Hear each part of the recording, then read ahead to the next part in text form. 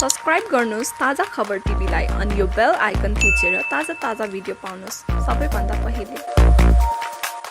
यस ऐतिहासिक कार्यक्रमका अध्यक्षज्यू, माननीय उपप्रधानमन्त्रीज्यू, मन्त्रीज्यूहरू, माननीय ज्यूहरू, मुख्य सचिवज्यू, प्रधान सेनापतिज्यू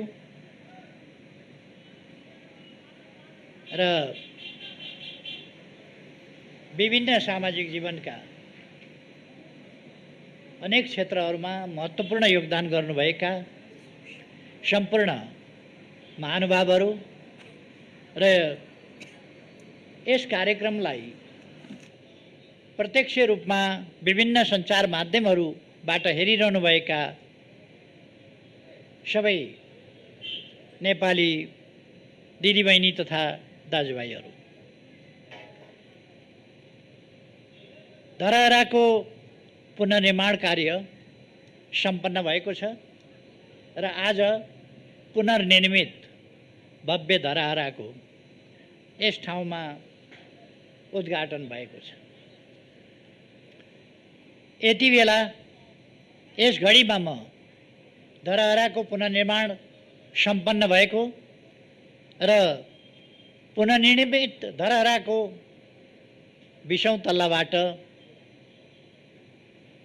पुष्पवृष्टि गरेर यसको उद्घाटन गर्न पाउँदा अत्यन्तै खुसी लागेको छ। यसका बाँकी कामहरू, योसँग प्रत्यक्ष सम्बन्धित नभए पनि यसै आयोजनाभित्रका कामहरू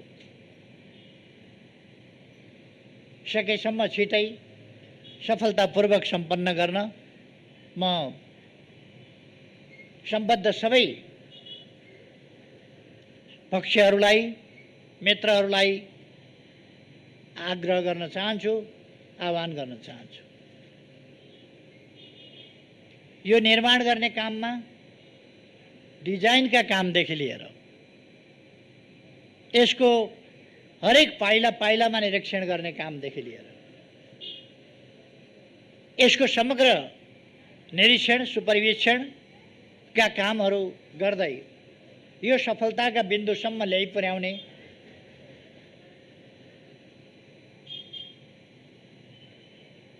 पुनर्निर्माण प्राधिकरण, त्यसका कार्यकारी प्रमुख लगायत प्राधिकरणसिंहैलाई म बधाई भन्न चाहन्छु र धन्यवाद भन्न चाहन्छु। त्यसै गरी यसमा क्रियाशील रहनुहुने सम्पूर्ण इन्जिनियरहरू र अरू तमाम व्यक्तिहरू जसले दुःख मेहनत गरेर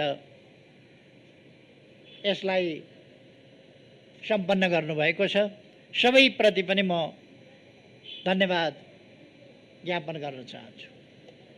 आज राति पनि मैले हेरिरहेको थिएँ, राति पनि काम चलिरहेको थियो। यसलाई लिप्ने, बढार्ने, पोत्ने अनेक कामहरू आज राति पनि देखाइराखेको मैले देखेको थिएँ। यसरी दिन रात नभनिकन यस काममा जुटेर यसलाई सफल बनाउने सबै धन्यवादका पात्र हुनुहुन्छ। यस काममा सहयोग पुर्याउने महानगरपालिका र स्थानीय तहका, प्रदेशका स्थानीय तहका सम्पूर्ण जनप्रतिनिधिहरू, यहाँका माननीय सांसद सबैलाई पनि म धन्यवाद भन्न चाहन्छु। उहाँहरूले अत्यन्तै राम्रो सकारात्मक योगदान गर्नुभएको छ। यो एउटा अत्यन्तै महत्त्वपूर्ण ऐतिहासिक काम हो।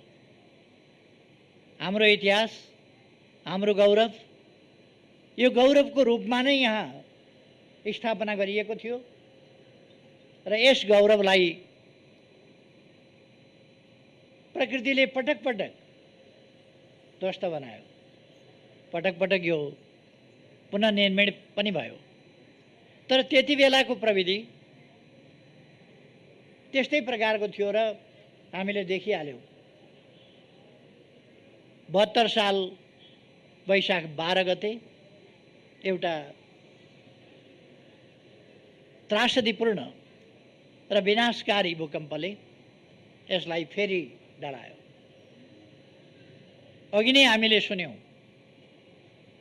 यस सन्दर्भमा यो ढल्नुसँगै लगभग 5 दर्जन मानिसहरूको ज्यान गएको छ। म उहाँहरूलाई स्मरण गर्दै अहिले पनि फेरि एकपल्ट श्रद्धासुमन अर्पण गर्न चाहन्छु। त्यति बेला त्यस दुर्घटनामा परेर पनि बाँच्न सबल भएकी चेलीलाई भर्खरै हामीले सम्मान गरेका छौँ। अरू निर्माण काममा जुट्ने साथीहरूलाई हामीले सम्मान गरेका छौँ। उहाँहरू सम्मान लायक हुनुहुन्छ र म उहाँहरूलाई फेरि पनि सम्मान भन्न चाहन्छु, जसले सम्मान प्राप्त गर्नुभएको छ।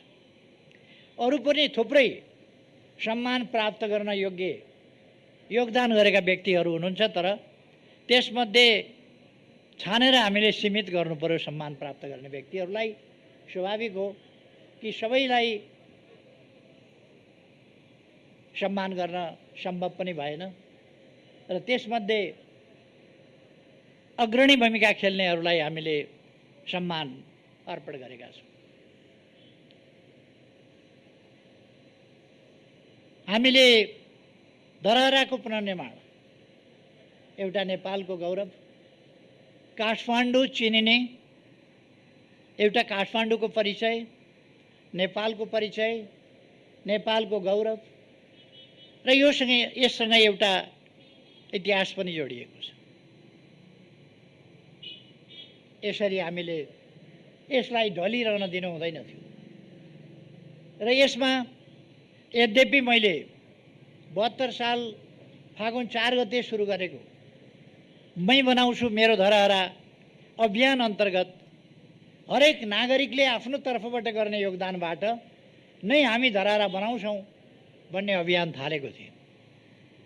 तर त्यो अभियान त्यस रूपमा अगाडि जान सकेन। त्यसका कारणहरूतर्फ म जान चाहन्न, तर जान सकेन। तर पनि फेरि हामीले अर्को अभियान सञ्चालन गर्नु पर्यो, तर त्यो अभियानको अंश र मात्रा यसमा जोडिएको छ। अर्थात् त्यस अभियान अन्तर्गत तत्कालै मैले घोषणा गर्ने बित्तिकै केही व्यक्तिहरूले सहयोग गर्नुभएको थियो। त्यसै स्थानमै सहयोग गर्नुभएको थियो र मैले अहिले नाम बिर्सेँ, उहाँले बताउनु भएको थियो। उहाँले तत्काल 1000 रुपियाँ दिएर सुरु गर्नुभएको थियो, एकजना व्यक्ति त्यहाँ उपस्थित भएको सर्वसाधारणले। त्यहाँबाट त्यसको अभियानको सुरु भएको थियो र सायद 36 करोड जति रुपियाँ त्यसमा उठ्यो होला। 24 करोड रकम उठेको रहेछ। जे होस्, देशभित्र र बाहिर रहेका थुप्रै नेपालीहरूको 24 करोड यसमा सहयोग पनि परेको छ। अर्थात् जनताका विभिन्न सहयोगका सहभागिताका आयामहरू छन् यसमा, भावनाका आयामहरू छन् यसमा। अघि नै साथीहरूले भन्नुभयो, हामीलाई किन धरहरा भाँचिँदा मन भाँचिन्छ, धरहरा ढल्दा किन हामी आफै ढले जस्तो लाग्छ र धरहराको भग्नावशेष हेर्दा आफ्नो इतिहास नै एउटा खण्डहर भएको जस्तो लाग्छ र किन हामी धरहरा उठ्दा आफै फेरि बौरिएर उठे जस्तो लाग्छ।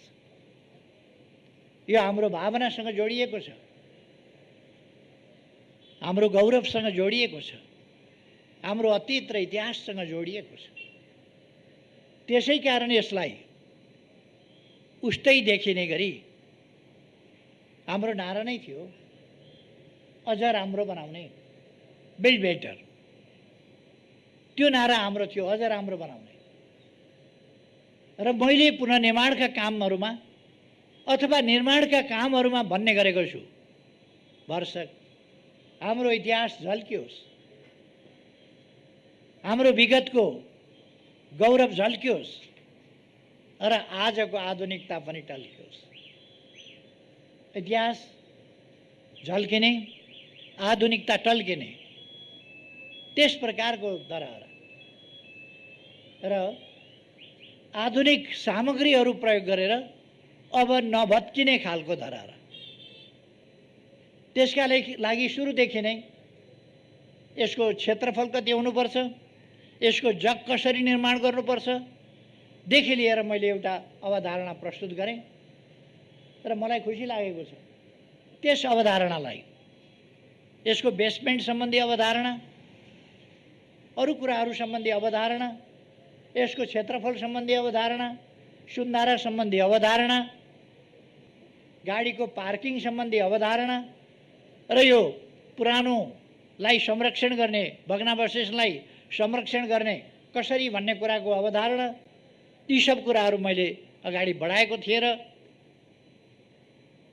त्यसलाई पुरातत्व विभाग लगायत डिजाइनरहरूले ती सबै कुराहरूलाई ध्यानमा राखेर गरिदिनु भयो। त्यसकारण मलाई अत्यन्तै खुसी लागेको छ कि ती अवधारणाहरू अनुरूप नै हामी अगाडि बढ्न सक्यौँ। त्यसले गर्दा भव्य धरहरा, बलियो धरहरा, सुन्दर र आकर्षक तर मजबुत धरहरा। पहिलेको धरहरा भन्दा यो 22 मिटर, यो पछिल्लो होइन, पहिले निर्माण गर्दा सुरुमा 11 तले हुँदाखेरि जति थियो 62.88 मिटरको थियो त्यस बेला, तर 62.88 मिटरको ठाउँमा अहिले कति 86.5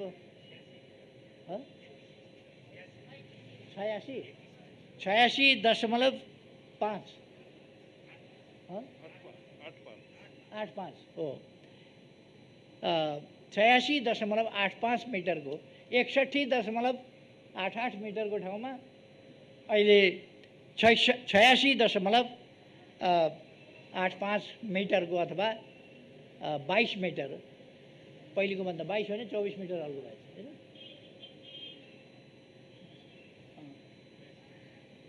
जे होस्, पहिलेको भन्दा 24-25 मिटर 25 मिटर अल्गो रहेछ र मजबुत छ यो। यसको जग, यसको बनावट, यसमा प्रयुक्त मेटेरियल सबै हिसाबले यो मजबुत छ। यो खुसीको कुरा हो। यससँगै हामीले अरू थुप्रै निर्माणका कामहरू गरेका छौँ। अहिले भर्खर हामीले वृत्तचित्रमा हेऱ्यौँ, रानी पोखरीको निर्माण भएको छ, त्यो सम्पन्न भइकन उद्घाटन भइसकेको छ। हामीले दरबार हाई स्कुल, नेपाली सेनाको प्रधान कार्यालय आदि कुराहरू पनि यस बीचमा निर्माण भएका छन्, जो वृत्तचित्रमा पनि अत्यन्त भव्यताका साथ हामीले हेऱ्यौँ। दशरथ रङ्गशालाको पुनर्निर्माण भएको छ र भव्य रङ्गशाला पनि हामीले हेऱ्यौँ। यसरी मैले माथिबाट पनि घुमेर हेरेँ, अत्यन्तै भव्य दृश्य देखिन्छ र त्यो त्यति उचाइमा भएको हुनाले तीव्र वेगका साथ, यहाँ जस्तो होइन, यहाँ हावा चलेको छैन, हल्का हावा चले होला, तर माथि धेरै वेगका साथ हावा चलेको छ, किनभने त्यो त्यति उचाइमा छ जसले गर्दा त्यहाँ वेगका साथ हावा चल्छ, जसलाई कुनै चिजले पनि छेकेको छैन। मलाई अलिअलि आइफल टावर चढ्दाको स्मरण भयो। आइफल टावर चढ्दा माथि पुगेपछि उदम हावा चल्छ। यसमा पनि मान्छेले जहिलेसुकै जस्तोसुकै गर्मीको मौसममा चढ्यो भने पनि त्यहाँको चिसो हावाले बेग्लै प्रकारको आनन्द दिने गरी यो निर्माण भएको छ। पुनर्निर्माणका अनेक कामहरू हामीले असाधारण ढङ्गले व्यक्तिगत आवासहरू निर्माण गरेका छौँ, स्कुलहरू, अस्पतालहरू निर्माण गरेका छौँ, अरू कामहरू भएका छन्। र यस बीचमा यी 3 वर्षहरू नेपालको इतिहासमा विकासको तीव्र गतिको एउटा रफ्तारको र त्यसै अनुसारको परिवर्तनको यो अवधि रह्यो। यी 3 वर्षहरूको अवधि रह्यो। यो अवधि पुनर्निर्माणको अवधि, निर्माणको अवधि, विकासको अवधि, परिवर्तनको अवधि, थुप्रै पक्षहरूमा, थुप्रै क्षेत्रहरूमा यो विकासको अवधि रहेको छ। यति बेला म कोभिड-19ले हामीलाई अगाडिदेखि नै थिल्थिल्याउँदै लग्यो। गएको वर्ष पूर्ण रूपमा हामी कोभिड-19बाट हाम्रो सामाजिक जनजीवन, हाम्रो अर्थतन्त्र र हाम्रा विकास निर्माणका कामहरू, पुनर्निर्माणका कामहरूमा समेत गत वर्ष प्रतिकूल असर पर्यो। तर पनि हामीले हिम्मत हारेनौँ। कोभिडकै बिचमा कामलाई तीव्रता दियौँ। रानी पोखरी निर्माण भयो, अरू कामहरू सम्पन्न भए, धरहरा सम्पन्न भयो कोभिडकै बिचमा। अर्थात् कोभिड भयो भनेर हामी निराश भएर बसेनौँ। कोभिडको सम्बन्धमा अपनाउनु पर्ने सतर्कता अपनाउँदै हामीले निर्माणका कामहरूलाई अगाडि बढायौँ। यति बेला म त्यस त्रासदीपूर्ण दुर्घटनाबाट नेपालभरिमा जुन क्षति भयो त्यो अत्यन्तै दुःखद छ। यहाँ क्षति भएको छ, धेरैको जीवन गएको छ। त्यस सन्दर्भमा यहाँ धरहरा ढलेकोबाट त्यससँग सम्बन्धित दुर्घटनामा जीवन गुमाएका परिवारहरूलाई यहाँ सिर्जना हुने जब अपर्च्युनिटिज, कामका अवसरहरू जो यससँग सम्बन्धित, यहाँ पार्किङ छ, यहाँ गार्डन छ, यहाँ अरू चिज छन्, यहाँ धरहरा छ, यसमा सिर्जना हुने अवसरहरू र यसले यहाँ हुनेमा प्राथमिकताका साथ जसको निधन भएको छ यहाँ तिनका परिवारहरूलाई एकजना परिवार कमसेकम एउटा सदस्यबाट एकजनालाई प्राथमिकताका साथ रोजगारी उपलब्ध गराइनेछ। र हामी बाँचेकाहरूलाई हामीले सम्मानित गरेका छौँ, सम्मानित गर्नेछौँ।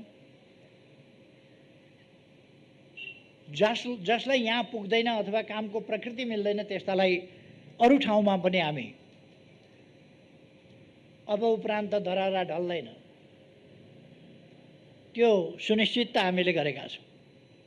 त्यसकारण यो अन्तिमपल्ट धरहरा जुन ढल्यो त्यसबाट भएको क्षतिको सम्बन्धमा हामी अलिकति बढी संवेदनशील पनि छौँ र धरहराको मात्रै पुनर्निर्माण होइन, धरहराबाट जुन क्षति भयो त्यसको पनि पुनरुत्थान, त्यतापट्टि पनि हामीले ध्यान दिनेछौँ भन्ने कुरा म यहाँ राख्न चाहन्छु। अब म धेरै कुराहरू भन्नुभन्दा पनि समृद्ध नेपाल, सुखी नेपाली बनाउने हाम्रो राष्ट्रिय आकांक्षा, हामी देशलाई एउटा सुशासनयुक्त, आधुनिक, विकसित, अत्यन्तै सभ्य, सम्भ्रान्त, आकर्षक, सुन्दर, विकसित देशको रूपमा बनाउन चाहन्छौँ, विकास गर्न चाहन्छौँ र त्यो समृद्धि जनतालाई उपलब्धिहरूको हिस्सेदारी पनि समुचित ढङ्गले उपलब्ध गराउने गरी, कोही पनि भोकै नपर्ने गरी, कोही पनि भोकमरीमा परे भन्ने स्थिति नहुने गरी नेपाललाई विकसित गर्छौँ। यस बीचमा हामीले सडकभरि देखिने बालबालिकाहरू, सडक बालबालिकाहरू, त्यो सडक बालबालिका सडकमा देखिने स्थितिलाई अन्त्य गरेका छौँ र अन्त्य गर्दै जानेछौँ। मैले भनेको छु काठमाडौँका सडकभरि सहयोगापक्षी मानवहरू देखा पर्थे, अहिले देखा पर्दैनन्। देखा परे भने उनीहरूको हामी बन्दोबस्त गर्छौँ।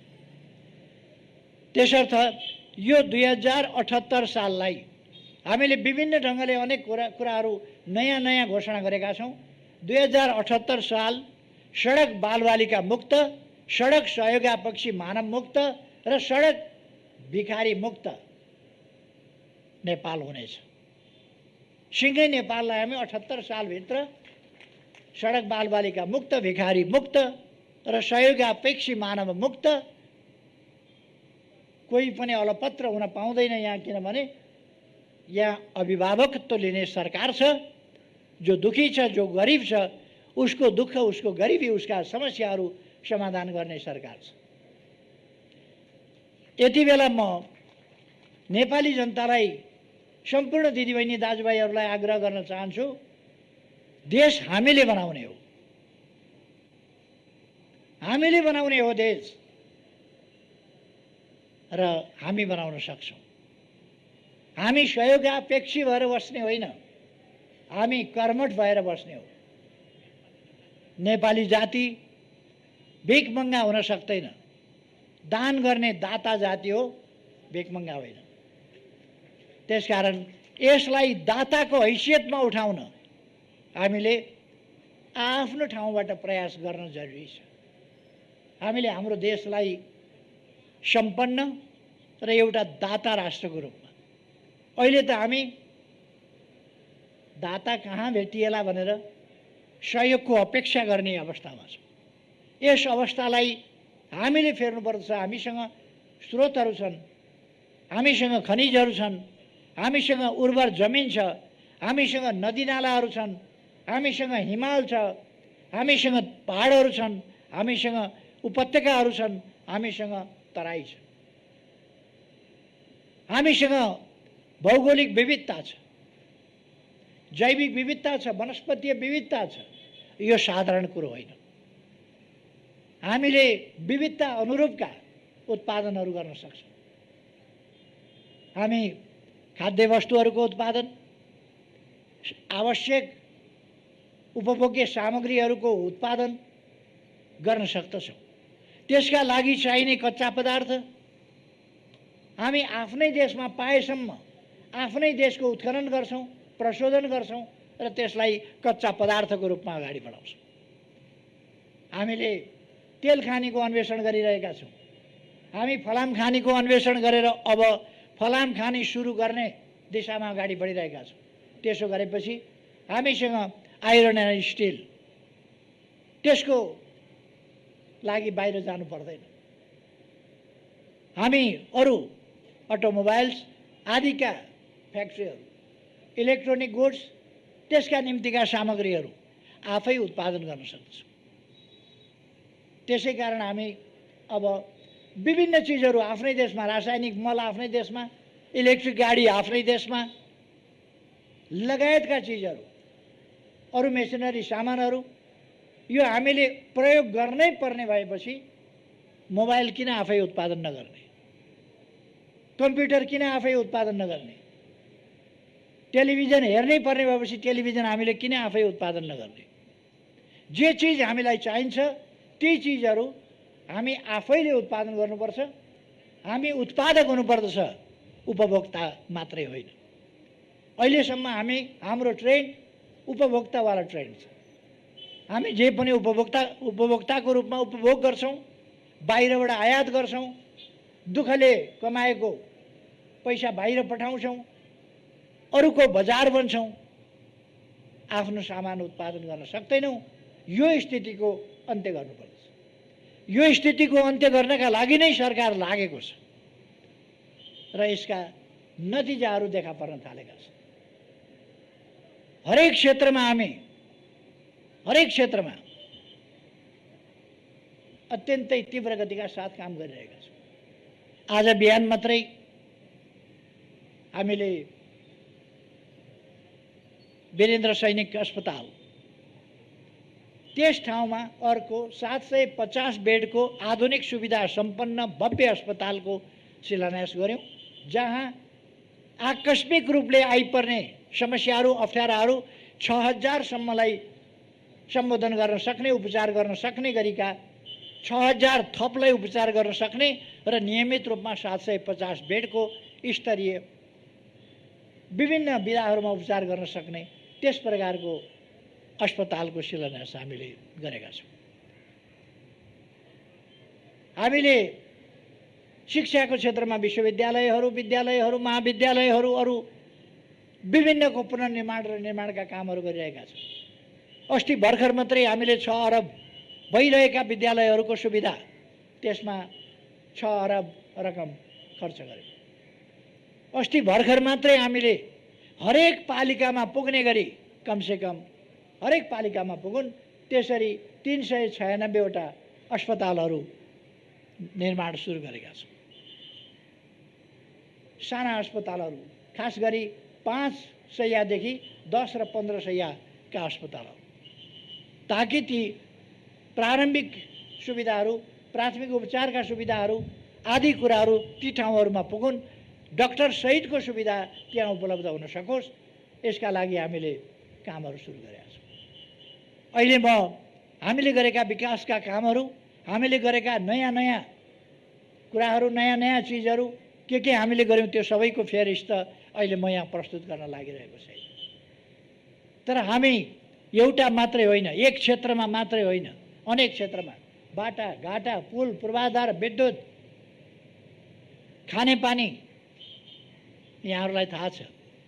अहिले काठमाडौँमा 17 करोड लिटर मेलम्चीको पानी सप्लाई हुने गरेको छ र हामीले यस बीचमा छिटोभन्दा छिटो काठमाडौँमा मेलम्चीको पानी ल्याइपुर्याउन, धारा धारामा बाँड्नका लागि धेरै मेहनत गर्नु पर्यो र त्यसको फलस्वरूप काठमाडौँमा पानी वितरण भएको छ।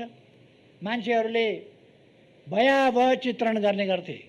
मेलम्चीको पानी आउने बित्तिकै भयावह स्थिति हुनेछ, ठुला दुर्घटना हुनेछन्, पाइपहरू पटापट फुट्नेछन्, अनेकतिरबाट भयावह स्थिति सिर्जना हुनेछ आदि इत्यादि आतंक मान्छेहरूलाई यस्तो पारिदिएको थियो कि वर्षक मेलम्चीको पानी नआए हुन्थ्यो कि क्या हो, मेलम्चीको पानी आयो भने त विनाश गर्छ कि क्या हो, कुनै विनाश गर्दैन। त्यो सबै हेरेर आकलन गरेर त्यसको परीक्षण गरेर प्रयोग गरेर अनि मात्रै वितरण गरिएको छ। अब थप आयोजनाहरू हामी यारी र लार्केबाट 17 करोड लिटरका 2टा थप आयोजनाहरू छिटै प्रारम्भ गर्दैछौँ। तराईका सिँचाइका कामहरू, भेरी बबई डाइभर्सनका काम, सुनकोशी मरिन डाइभर्सनका काम, यी कामहरू अगाडि बढिरहेका छन्।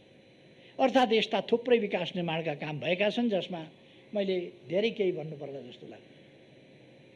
त्यसकारण आज यो धरहरा, पुनर्निर्मित धरहरा उद्घाटन गरेर धरहराको फेदमा हामी पुनर्निर्मित धरहरा, भव्य धरहराको फेदमा हामी यो कार्यक्रम मनाइरहेका छौँ। यति बेला म काठमाडौँवासी र सम्पूर्ण नेपाली दाजुभाइ दिदीबहिनीहरूको जुन गर्वानुभूति छ, खुसियाली छ, त्यसमा सरिक हुन चाहन्छु। आज अवश्य नै काठमाडौँवासीहरूले यस खुसियालीमा दीपावली गर्नुहुनेछ भन्ने मैले विश्वास लिएको छु। कमसेकम हामी आफ्ना घरमा दीपावली गर्न सक्छौँ। दीपावली गरौँ भन्ने आग्रह गर्न चाहन्छु। यो खुसीको क्षण हो। आज अर्को एउटा ऐतिहासिक दिन हो। दरबार हत्याकाण्डपछि फेरि बनेको निरङ्कुश राजतन्त्र, त्यसले जनताका अधिकारहरू खोसेर एउटा निरङ्कुश अन्धकार युगतिर नेपाललाई फर्काउन खोजेको थियो। नेपाली जनताका सचेत प्रयासले आजकै दिन 15 वर्ष अगाडि 63 साल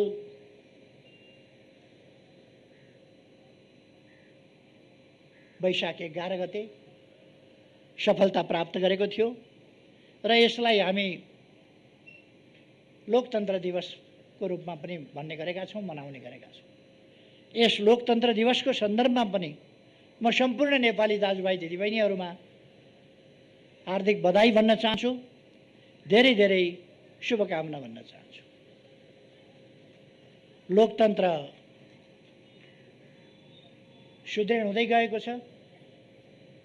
लोकतन्त्रलाई कमजोर पार्न खोज्ने दक्षिणपन्थी प्रतिक्रियावादी शक्तिहरू कमजोर हुँदै गएका छन् र विभिन्न प्रकारले